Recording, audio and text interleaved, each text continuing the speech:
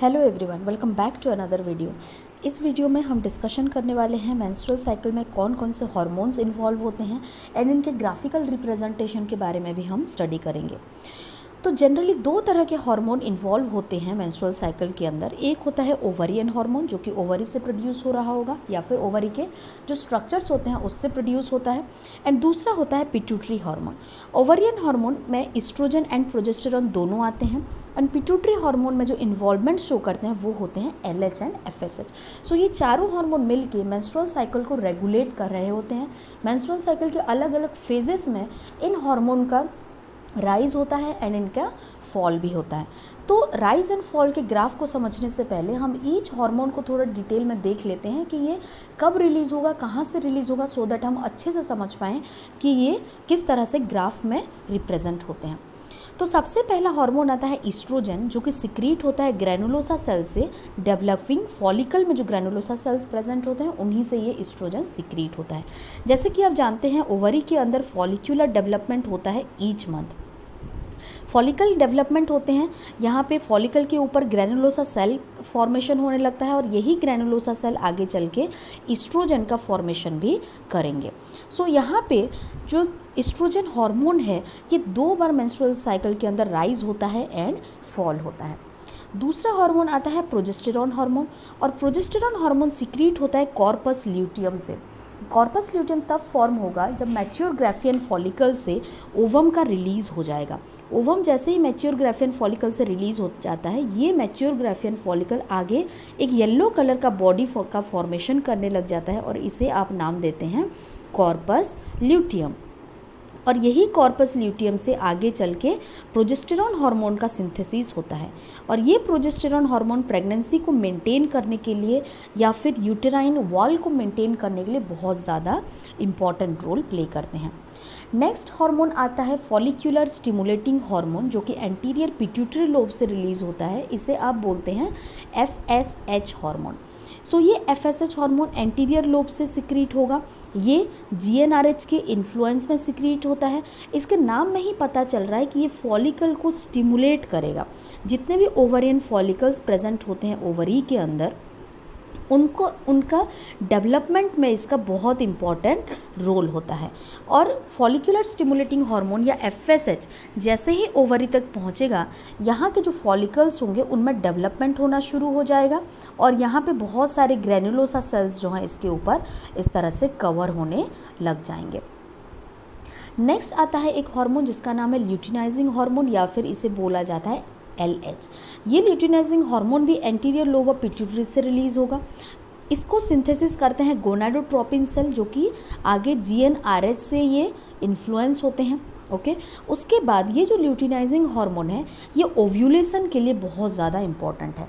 जैसे कि मैंने आपको बताया कि मैच्योर ग्राफियन फॉलिकल से ओवम या फिर जो एग सेल होता है वो रिलीज़ हो जाता है, और ये रिलीज़ के लिए एक हार्मोन रिस्पॉन्सिबल है जो है LH। सो यहाँ पे टोटल 4 तरह के हार्मोन और इसके फंक्शन के बारे में मैंने आपको बता दिया।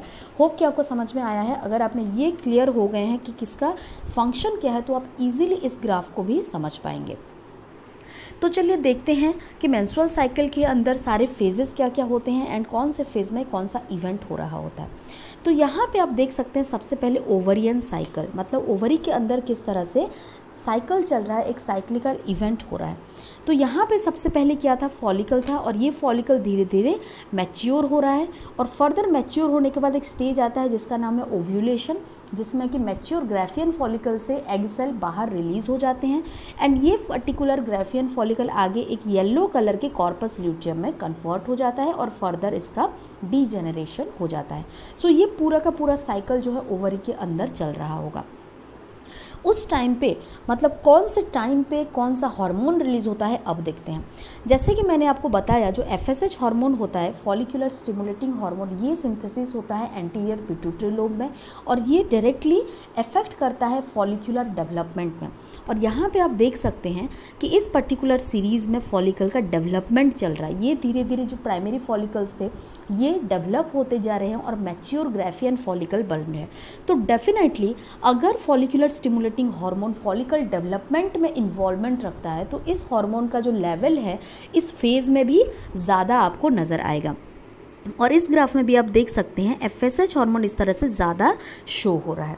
लेकिन जैसे ही मैच्योर ग्राफियन फॉलिकल का फॉर्मेशन हो जाता है, अब FSH की कोई ज़रूरत नहीं है क्योंकि एक ग्राफियन फॉलिकल बन चुका है यहाँ पे।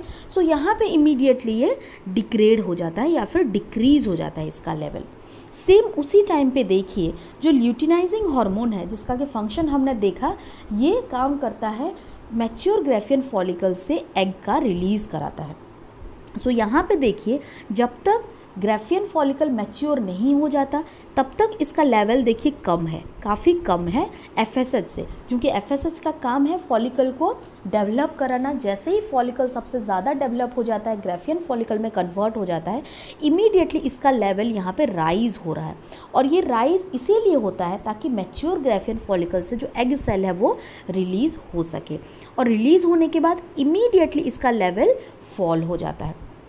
नेक्स्ट, FSH का लेवल भी पोस्ट ओव्यूलेशन डिक्रीज रहता है, इसीलिए क्योंकि अगर एक बार एग सेल का रिलीज हो गया तो हम नहीं चाहते कि दूसरा एग सेल बनने लग जाए या फिर दूसरा फॉलिकल भी मैच्योर हो जाए, क्योंकि मेंस्ट्रुअल साइकिल से पहले जब तक ब्लीडिंग फेज नहीं आता है उससे पहले जो है यूटेरस एंड ओवरी दोनों प्रेगनेंसी के लिए प्रिपेयर कर रहे होते हैं। और प्रेगनेंसी तब होगा जब एग और स्पर्म का फर्टिलाइजेशन होगा, और हम चाहते हैं सिर्फ एक ही एग सेल का फर्टिलाइजेशन हो, इसीलिए फर्दर आगे FSH इंक्रीज नहीं होता है क्योंकि फर्दर न्यू फॉलिकल हम नहीं बनाना चाहते। अब देखते हैं ओवरी के जो हार्मोन्स हैं उनमें किस तरह से फ्लक्चुएशन आ रहा है।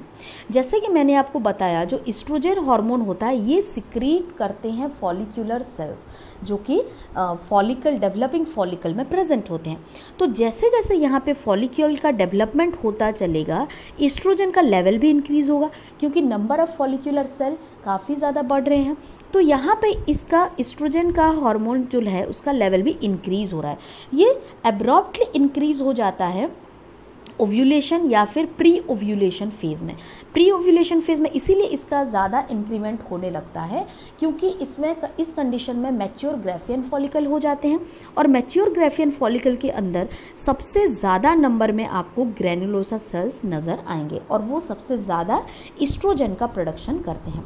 और ये जो एस्ट्रोजन होता है वो LH हार्मोन को या ल्यूटिनाइजिंग हार्मोन को पॉजिटिवली इन्फ्लुएंस भी करता है, क्योंकि एस्ट्रोजन का मतलब है कि ज़्यादा एस्ट्रोजन तब बनेगा जब ज़्यादा नंबर ऑफ फॉलिक्यूलर सेल बनेंगे, और ज़्यादा नंबर ऑफ फॉलिक्यूलर सेल बन गए मतलब टर्शियरी फॉलिकल बन गया है, ग्राफियन फॉलिकल बन चुका है। सो अब टाइम है कि ग्राफियन फॉलिकल को रप्चर करके ओव्यूलेशन कराना।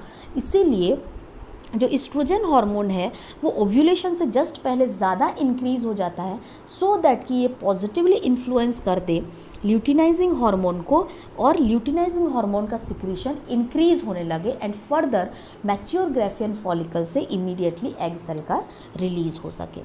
नेक्स्ट बात करते हैं एक और हार्मोन प्रोजेस्टेरॉन हार्मोन का। प्रोजेस्टेरॉन का कहाँ से रिलीज होगा? हमने देखा था जो कॉर्पस ल्यूटियम का फॉर्मेशन होता है उसी से प्रोजेस्टेरॉन हार्मोन का रिलीज भी होता है। सो जैसे ही जब तक कॉर्पस ल्यूटियम का फॉर्मेशन नहीं हुआ है तब तक आप देख सकते हैं प्रोजेस्टेरॉन हार्मोन अभी भी कम प्रेजेंट है, लेकिन जैसे ही कॉर्पस ल्यूटियम का फॉर्मेशन हो जाता है इमीडिएटली ये जो प्रोजेस्टेरॉन हार्मोन है इसका लेवल इस तरह से इंक्रीज हो गया।